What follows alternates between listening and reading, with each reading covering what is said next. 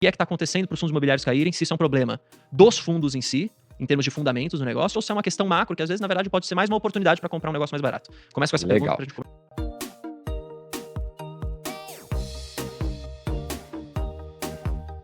Se a gente olhar o cenário macro hoje, isso tem afetado bastante os fundos imobiliários, de forma geral, podemos colocar dessa maneira. E tem caído relativamente, não sei se dá para muito, mas tem caído. Isso tem assustado algumas pessoas, especialmente talvez aquele investidor que está mais novo no mercado, né? Que às vezes comprou e viu a cota cair, começou a ver uma perda de patrimônio, mesmo que o dividendo continue pingando na conta. Tipo, a primeira pergunta é, o que é que está acontecendo para os fundos imobiliários caírem, se isso é um problema dos fundos em si, em termos de fundamentos do negócio, ou se é uma questão macro, que às vezes, na verdade, pode ser mais uma oportunidade para comprar um negócio mais barato. Começa com essa pergunta pra gente começar. Uma pergunta interessante, mas eu queria trazer na perspectiva aqui algumas outras questões. Manda ver. Primeira questão, estruturalmente falando, um fundo imobiliário é um ativo gerador de renda. E quando você coloca isso numa análise um pouco mais alongada, de produtos que já têm uma história mais alongada, você vai perceber que do retorno total, cerca de 80%, até um pouquinho mais, do retorno total advém da renda. Ou seja, 10, 15, 20% do retorno total advém da valorização patrimonial, não é isso? Ou seja, uma pessoa que se propõe a investir em fundos imobiliários, ela deve ter isso em mente Exato. e realmente estar preparada para isso. Ou seja, o ativo imobiliário, o fundo imobiliário, é um ativo essencialmente gerador de renda. Baroni, então não é um produto de crescimento? Não, não é. Por isso que às vezes a gente faz algumas comparações com ações, ou com empresas de crescimento, ou até mesmo com ETFs de empresas que têm também mais resultado vindo de crescimento. E por isso que às vezes gera esse incômodo nas pessoas. Então, é muito importante nessas horas, Bruno, e por isso que é muito bom estar aqui com você, para que a gente possa tranquilizar um pouquinho mais o investidor, convidá-lo a talvez reavaliar algumas das premissas que o levaram para o fundo imobiliário, entender um pouquinho melhor a proposta de investimento, né? Não é um ativo que realmente vai impulsionar o seu capital pela valorização, e sim pelo rendimento. E com isso, carrega uma necessidade natural de você também se propor a continuar reinvestindo. Aí agora é muito importante isso. Muitas das vezes, o investidor que está acumulando patrimônio, ele já começa a se incomodar desde já com essa questão da valorização ou não. Mas numa fase de acumulação, qual que é o mais sensato, Bernardo? É você reinvestir os seus rendimentos e continuar comprando mais cotas para que você aumente a quantidade de cotas e os seus rendimentos. Muitas das vezes, isso também é uma outra premissa que eu convidaria todo mundo a refletir. E uma terceira e última premissa é com relação a ser superavitário. Você passa a vida toda, todos nós aqui somos jovens, estamos acumulando patrimônio, a gente passa a nossa vida nos propondo a ser superavitários, para sobrar o dinheirinho para investir nas ações lá, né, Bruno? Você gosta, não é isso? Por que depois de aposentado ou numa fase mais avançada da sua vida, você vai, de uma hora para outra, parar de ser superavitário e ser deficitário e começar a corroer aquele patrimônio? Então, acho que essa é a primeira tranquilidade que a gente tem que passar para as pessoas que aqui nos acompanham, para que elas possam realmente ter essa ciência do produto. Então, são premissas, 3 que eu coloquei, que eu convidaria a todos que começaram a investir a reconsiderarem nesse contexto. Tudo bem? A outra questão é o fundo imobiliário, ele tem uma relação fortíssima com o comportamento da taxa de juros, especialmente títulos públicos indexados à inflação. Então, quando você produz um gráfico, né, você plota um gráfico entre o comportamento do IFIX e a variação das taxas de uma NTN-B, por exemplo, você percebe claramente que elas estão correlacionadas negativamente. Então, se você vai lá em 2016 e revisita o que aconteceu de 2016 a 2019, você vai perceber que as taxas NTN-Bs caíram muito, que chegaram até 2,9, lembra? 2,8, 2,9. E o fundo imobiliário sobe, ele faz literalmente um X ali. Enquanto está caindo, o outro sobe. Eles literalmente têm um comportamento diferente. Quando você traz agora um pouco mais para a realidade desses 2 milhões de investidores, né, que estão começando a investir de 2021 para cá, 2021 para cá, essas pessoas só viram realmente juros altos à vista, ou seja, o Selic sempre alto, de 2 dígitos, e as NTN-Bs também em patamares elevados e agora perto das máximas mais recentes. Hoje você compra o NTN-B a 6,50. Então isso acaba sendo uma draga de dinheiro naturalmente da renda variável, porque a pessoa fica com aquela sensação de que eu acho que eu fiz errado, então deixa eu vender para recuperar o meu prejuízo ali. E também as pessoas são levadas a querer travar uma taxa muito alta, porque historicamente quem investiu a 6,50 teve bom retorno pela marcação ao mercado. Tudo bem até aí? Tudo ótimo. Consequentemente, isso faz com que os fundos imobiliários caiam. Agora, estruturalmente temos um problema? Não, nós temos um problema contextual.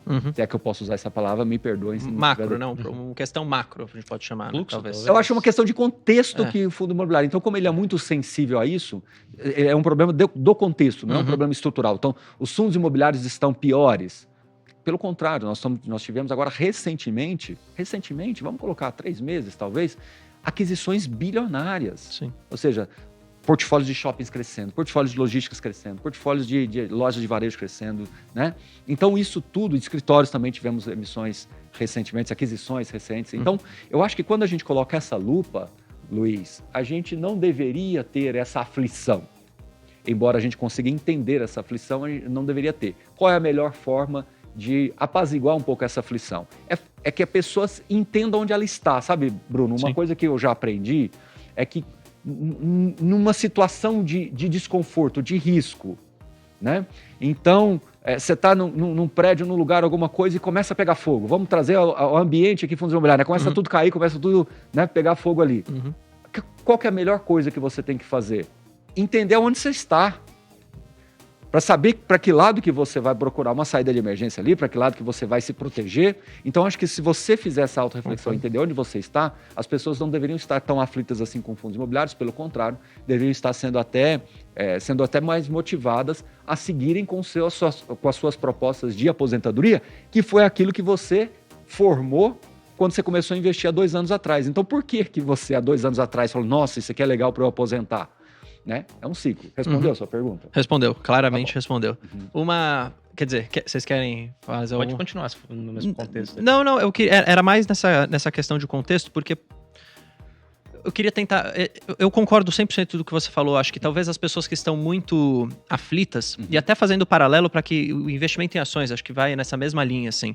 O cara que vê tudo caindo e fica muito aflito, quando você não tem um problema fundamental naquele negócio, ou seja, passando aqui para as empresas, né?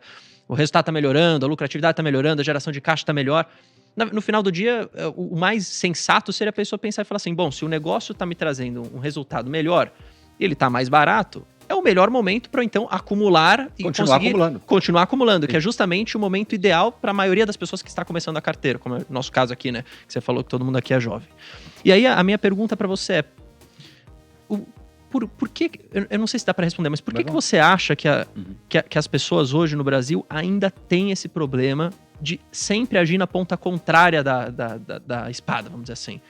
As pessoas querem só comprar quando tudo está muito bem, quando tudo está subindo, esquecem de olhar para o fundamento do negócio. É por uma questão de falta de conhecimento? É por uma questão de efeito manada, assim? Por que você acha que é? E como que isso é nos fundos imobiliários? Você que já está há mais tempo. Como que é esse comportamento das pessoas? Porque é muita pessoa física. E como que você enxerga esse comportamento? O que você pode fazer para mudar isso? Acho que é uma questão mais filosófica. Não, mas a sua pergunta é excelente, né? E quando a gente conversa com os investidores, a gente percebe que aqui agora eu vou criar uma estatística da minha cabeça, obviamente, as pessoas vão entender o que eu quis dizer, mas não é uma estatística oficial, mas eu vou dizer para você que 95% é comportamental e 5% é Excel racional, né? Então, eu acho que assim, quando alguém me questiona com relação a essas questões, eu procuro trazer um pouco mais de racionalidade, mas sempre me preocupando em confortá-la no sentido de realmente entendimento, revisitar as teses, explicar o que está acontecendo dentro de cada fundo, quando ela tem dúvidas específicas, para mostrar que existe esse remédio, né, dos juros. E só para você ter uma noção, se eu pegar o mesmo fundo que paga o mesmo rendimento, né, mesma situação aqui do fundo, do fundamento do fundo, e fizer uma comparação com o NTNB de 6,5 como está agora, o valor dele é 100. Tá?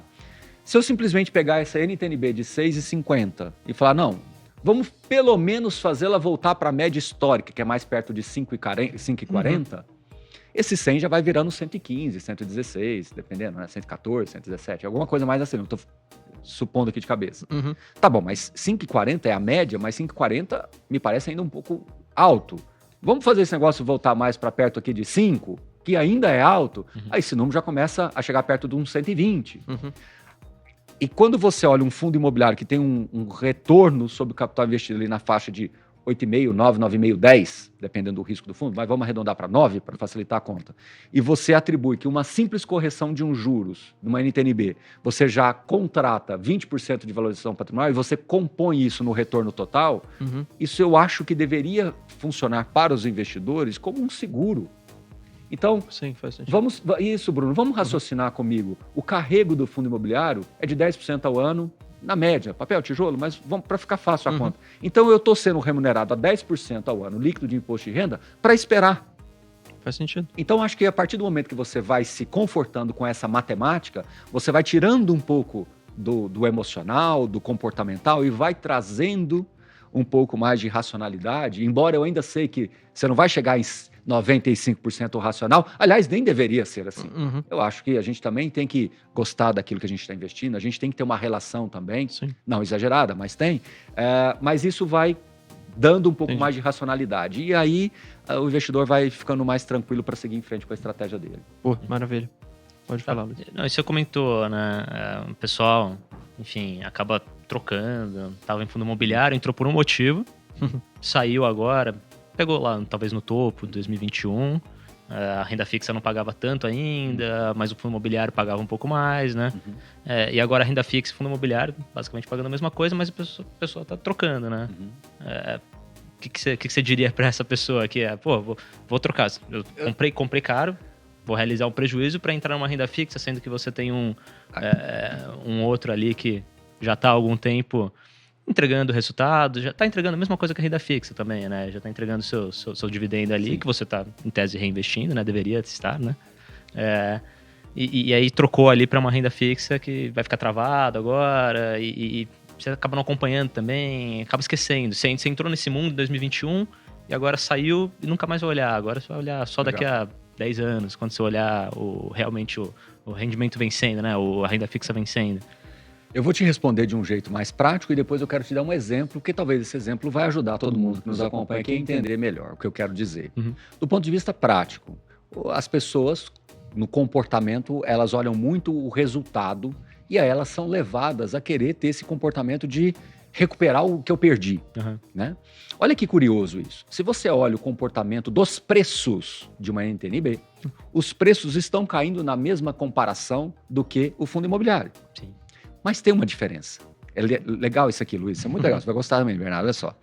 Um título de renda fixa, ele compõe o principal mais os juros, a correção monetária ali. Ele engloba tudo. Então, se você aplica numa NTNB com vencimento em 2035, que não pague cupom semestral para a gente não desvirtuar no conceito. É o que a maioria das pessoas fazem. É acumular lá para 2035, 2045, não é isso? Ele compõe, o dinheiro não tem carimbo ali, então ele se mistura. Então você olha no seu Home broker. home broker, seu extrato, nem home broker no caso, no extrato da no corretora, extrato da né? corretora, alguma coisa, ainda que tenha uma marcação negativa no preço unitário, mas como tem um monte de juros ali dentro, que ele já está carregando esse título há 3 anos, ele não se sente tão abalado. Aí ele olha e fala, não, acho que eu vou comprar mais a 6,5, seja lá o que for, né? Mas o fundo imobiliário ele tem um problema, né? Que na verdade é uma grande vantagem, mas as pessoas veem como um problema nessas horas. Ele separa, Bruno. É verdade. Então, o dinheiro não tem carimbo, eu falo assim, mas a minha cota está caindo. Então, mas você já está recebendo há 3 anos de rendimento. Deixa eu contar um caso particular que aconteceu com um colega nosso. Ele veio se queixar para a gente de que tinha um fundo imobiliário dele, de recebível, que tinha caído lá 10%, 12%, alguma coisa. E aí, eu falei, deixa eu olhar o preço, né, que ele pagou. Aí, quando eu fui ver o preço, colocando lá quando ele comprou quase que nas máximas, tá? E aí, quando cai 15% realmente no fundo de papel, é bastante coisa.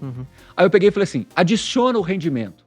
Ele saiu de um prejuízo de 15% para um ganho de quase 40% e alguma coisa, quase 50%. Porque quando você adicionou o rendimento, ele recebeu nesses 3 anos e meio o rendimento todo mês, como é um fundo de recebível, ele teve aquele momento de inflação mais alta também, ele capturou tudo isso também. Aí o dinheiro ficou junto, aí você acalma aquela pessoa. Exato. Exato. Então, na renda fixa tem essa capacidade do dinheiro ficar junto e aí a pessoa não consegue ver por esse caminho, certo? Entendeu? Aham. Agora eu vou trazer um outro exemplo para você, um pouco mais figurativo, para ajudar as pessoas que nos acompanham. O que acontece se você for num supermercado com uma lista de compras e que você for num supermercado sem uma lista de compras? Se você for no supermercado com uma lista de compras, é muito provável que você vai comprar aquilo que está na lista, né? Talvez pode fugir alguma coisinha aqui, outra ali, mas você vai ficar com um orçamento mais fechado e mais claro e vai voltar para casa com a sua lista. Sim? Quando você vai sem uma lista, você vai ficar perdido no orçamento, vai comprar coisa que não precisava, vai esquecer de comprar o que precisava. Exatamente isso. Isso. Agora eu te pergunto, Luiz, não seria mais sensato você ir para o mercado financeiro com a sua lista de compras? Eu quero ter tanto de fundo imobiliário, tanto de renda fixa, tanto de ações, tanto de ETF internacional, tanto de ETF nacional, tanto de, enfim, criptomoedas. Faz a sua listinha de compra, dentro aí agora é a minha área, dentro dos fundos imobiliários, faz a sua listinha de compra do fundo imobiliário e vai fazer as suas compras, vai para o supermercado com a lista de compra. Evitaria muito conflito pessoal da pessoa ficar sempre nessa, qual que é o melhor para comprar agora, o que eu devo fazer agora. Foca na lista. Se você chegar no supermercado, será que eu compro chocolate? Será que eu compro óleo de cozinha? Será que eu... realmente entender ali o que ele está fazendo ali, por que ele está entrando, o que você falou, né? Entrar ali... Não limitaria conflitos Sim, internos gigantescos? Sim. Né? Agora vamos colocar uma pimenta nessa lista. E se você é casado? E chega sem a lista, a confusão que vira, vai ter que virar 2 carrinhos. Agora vamos apimentar um pouquinho mais, coloca mais 2 filhos lá no meio, né? E sem uma lista, com a esposa, 2 filhos, 3 filhos, no supermercado, é um corre-corre. É o que as pessoas às vezes fazem das suas carteiras. Que tem a sua família, que tem o cunhado no almoço de domingo, que tem o sogro que ele também ajudou a investir, que tem... Tá todo mundo sem lista de compra, vira uma pizza, né? Vira uma confusão.